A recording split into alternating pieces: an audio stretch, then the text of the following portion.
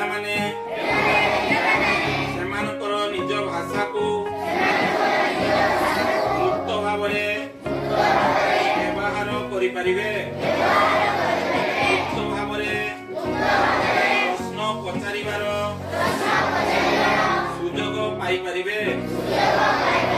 ମୁକ୍ତ ଭାବରେ ଖେଳିପାରିବେ ଏବଂ ଯେଉଁଠାରେ ପ୍ରତି ପିଲାକୁ ସ୍ୱତନ୍ତ୍ର ମାନ୍ୟତା ଦିଆଯିବ।